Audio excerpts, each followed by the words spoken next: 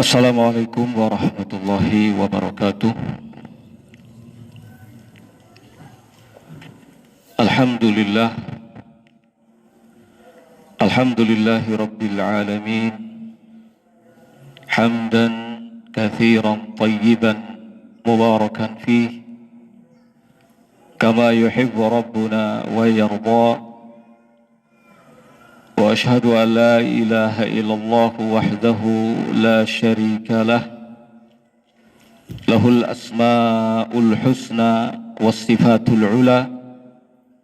Wa ashhadu anna Muhammadan abduhu wa rasuluh wa safiyyuhu min khalqihi wa khaliluh, sallallahu alaihi wa ala alihi wa sahbihi wa sallama tasliman katsira. Amma ba'd. Allahu akbar, Allahu akbar, la ilaha illallah wallahu akbar, Allahu akbar walillahil hamd. Allahu akbar, Allahu akbar, la ilaha illallah wallahu akbar, Allahu akbar walillahil hamd. Hadirin jamaah salat Idul Fitri rahimani wa rahimakumullah.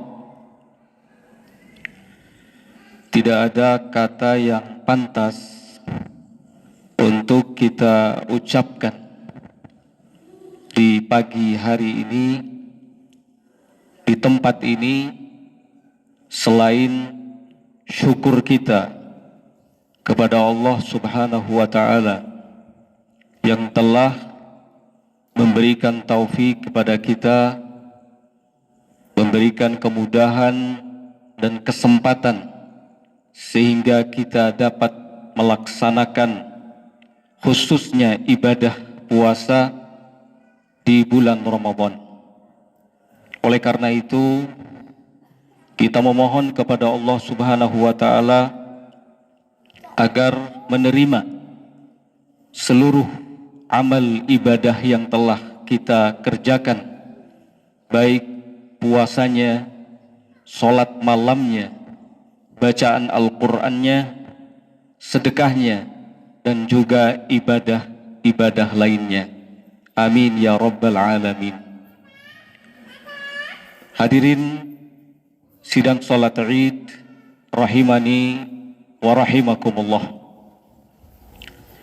Di antara anugerah yang telah Allah Subhanahu wa Ta'ala berikan kepada orang-orang yang beriman, termasuk kita, adalah diutusnya ke tengah-tengah kita seorang pemberi petunjuk, pemberi wejangan, pemberi nasihat, penyampai pesan-pesan positif, yaitu Nabi kita Muhammad sallallahu alaihi wa ala alihi wasallam.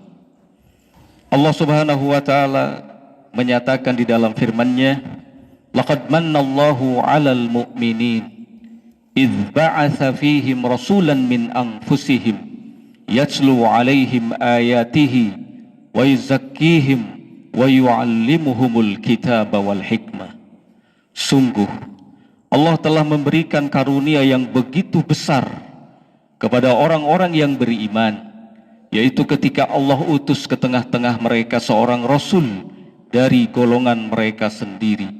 Rasul ini membacakan kepada mereka ayat-ayat Allah, mendidik akhlak dan moral mereka, dan juga mengajarkan kitab dan hikmah.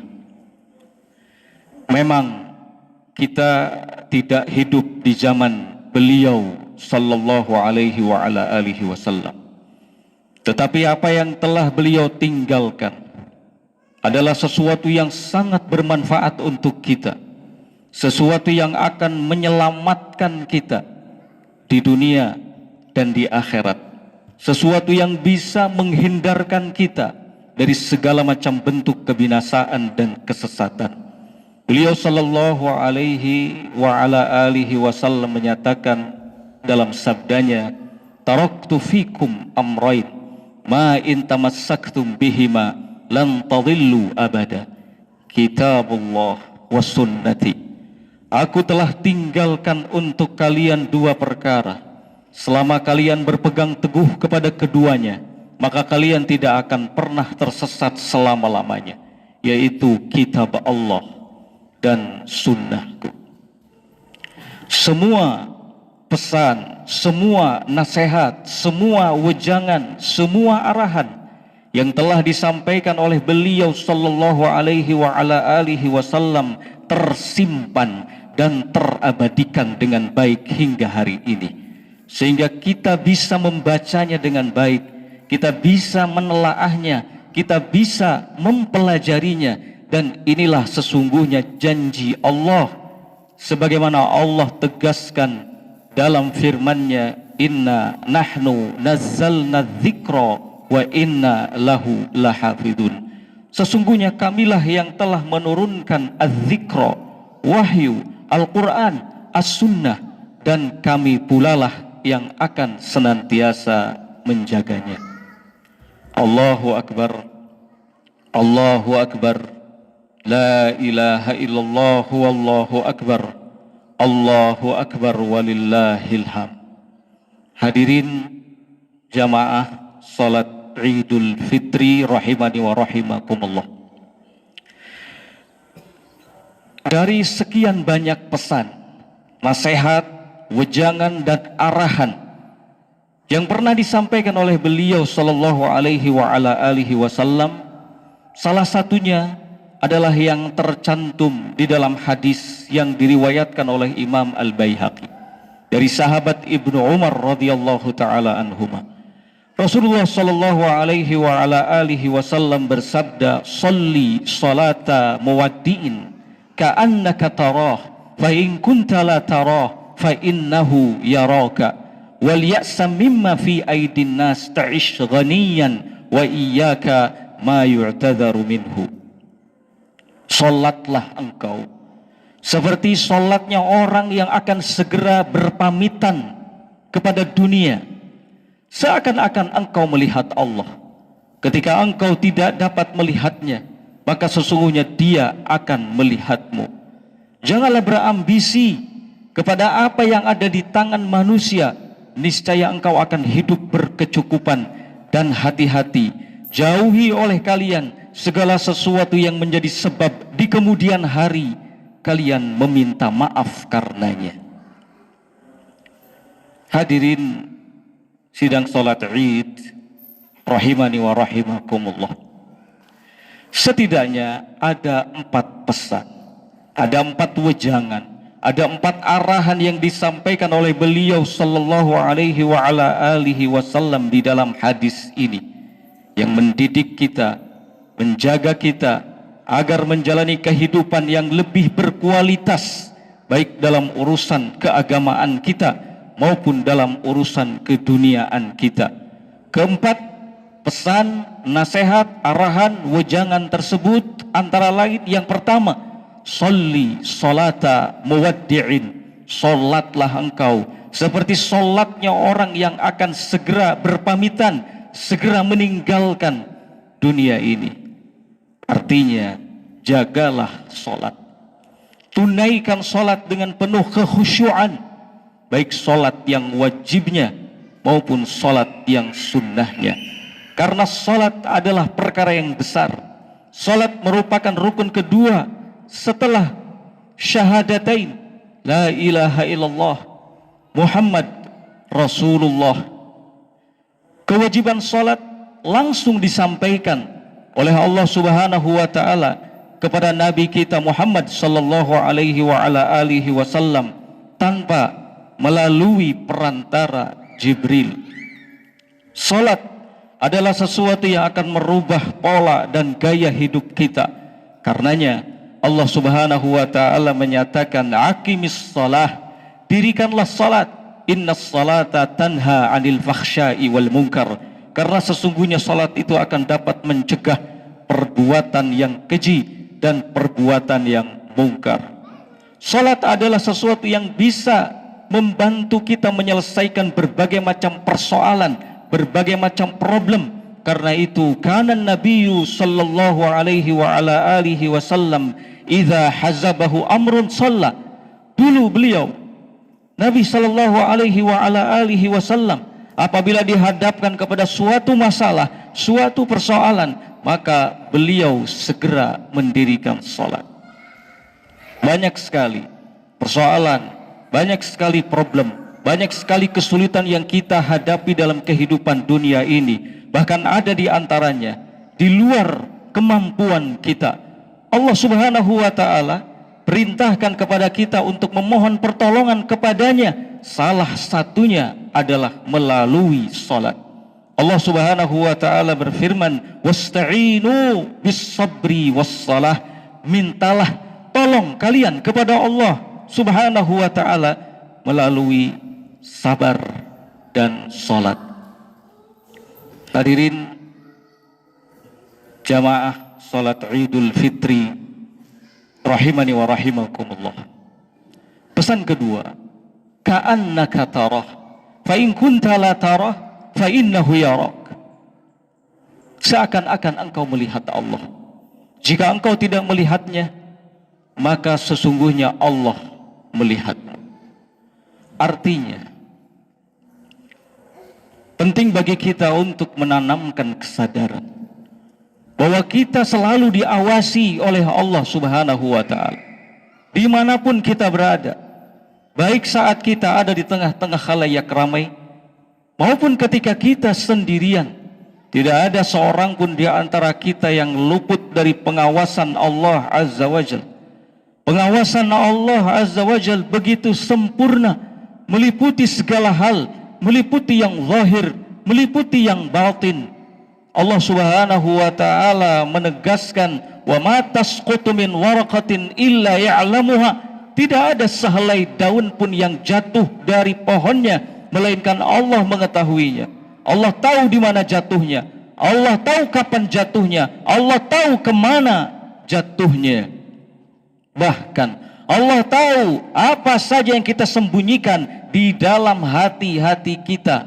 Allah Subhanahu wa ta'ala berfirman, ya'lamu kha'inatal a'yun wa ma tukhfis sudur. Dia Allah Subhanahu wa ta'ala mengetahui pandangan-pandangan mata yang khianat, dan dia Allah Subhanahu wa ta'ala mengetahui apa yang disembunyikan oleh hati. Ketika kita menyadari bahwa Allah Subhanahu wa ta'ala mengawasi kita, maka ini akan membuat kita berpikir sekian kali untuk melakukan pelanggaran kepadanya, untuk melakukan dosa dan maksiat kepadanya. Ketika kita menyadari bahwa Allah mengawasi kita, maka ini artinya kita sedang beribadah kepada Allah, dan inilah yang disebut dengan ihsan. Tingkatan ketiga dari tingkatan-tingkatan agama setelah Islam dan iman. Para ulama mengatakan ihsan adalah an ta'budallah ka'annaka tarah fa in lam takun tarahu fa innahu yarak. Ihsan itu adalah engkau beribadah kepada Allah seakan-akan engkau melihatnya. Jika engkau tidak melihatnya, maka sesungguhnya Allah melihatmu. Allahu akbar, Allahu akbar, la ilaha illallah wallahu akbar, Allahu akbar walillahil hamd. Allahu akbar, Allahu akbar, la ilaha illallah wallahu akbar, Allahu akbar walillahil hamd. Nasihat beliau yang ketiga, wal ya's mimma fi aidin nas ta'ish ghaniyan. Janganlah berambisi kepada apa yang ada di tangan manusia, niscaya engkau akan hidup berkecukupan. Artinya jangan terlalu berambisi kepada kehidupan dunia, karena sesungguhnya kehidupan dunia itu hanyalah sementara. Jangan terlalu ambisi mengejar segala kenikmatan dunia, karena kenikmatan dunia itu hanyalah sementara, tidak abadi. Setelah kehidupan dunia ini akan ada kehidupan berikutnya, dan itu merupakan kehidupan yang terakhir kita, kehidupan yang abadi, yaitu kehidupan akhirat. Allah Subhanahu wa taala mengingatkan kita melalui firman-Nya, wa'lamu annamal hayatud dunya la'ibu wa lahu wa zinah wa tafakhurun wa takathurun fil amwali wal aulad. Ketahuilah bahwa sesungguhnya kehidupan dunia itu hanyalah permainan. Kehidupan dunia itu hanyalah senda gurau. Kehidupan dunia itu hanyalah perhiasan. Kehidupan dunia itu hanyalah bermegah-megahan. Kehidupan dunia itu hanyalah berbangga-bangga dengan harta benda dan anak-anak. Allah Subhanahu wa taala kemudian di akhir ayat ini mengingatkan, wamal hayatud dunya illa mata'ul ghurur. Tidaklah kehidupan dunia itu melainkan hanya kesenangan yang menipu, kesenangan yang sesaat. Walal akhiratu khairu wa abqa. Sedangkan kehidupan akhirat khairu wa abqa adalah kehidupan yang lebih baik dan kehidupan yang abadi. Hadirin jamaah salat Id rahimani wa rahimakumullah. Kemudian pesan yang berikutnya yang keempat, pesan terakhir beliau sallallahu alaihi wa ala alihi wasallam di dalam hadis ini, wa iyyaka ma yu'tadharu minhu. Jauhi, hati-hati kalian dari segala sesuatu yang menjadi sebab di kemudian hari kalian meminta maaf. Artinya, jangan melakukan tindakan yang merugikan diri sendiri. Jangan mengucapkan kata-kata yang dengan itu di kemudian hari kita akan meminta maaf. Jangan melakukan perbuatan yang dengan itu di kemudian hari kita akan meminta maaf karenanya. Jangan melakukan hal-hal yang konyol, jangan melakukan hal-hal yang bodoh, jangan melakukan hal-hal yang gegabah. Seorang muslim itu adalah seorang yang senantiasa menjaga lisannya, menjaga perbuatannya. Al-muslimu man salimal muslimuna min lisanihi wa yadihi. Seorang muslim itu adalah yang kaum muslimin pada umumnya selamat dari gangguan lisannya dan gangguan tangannya. Lisan ketika sudah mengeluarkan kata-kata, maka tidak akan pernah bisa kita untuk tarik kembali segala perbuatan yang telah kita lakukan. Nasi sudah menjadi bubur. Oleh karena itu, jangan gegabah dalam berucap, jangan gegabah dalam bertindak. Jangan sampai ucapan dan perbuatan kita menjadi sebab di kemudian hari kita meminta maaf karenanya. Karena tidak ada yang meminta maaf kecuali yang melakukan kesalahan.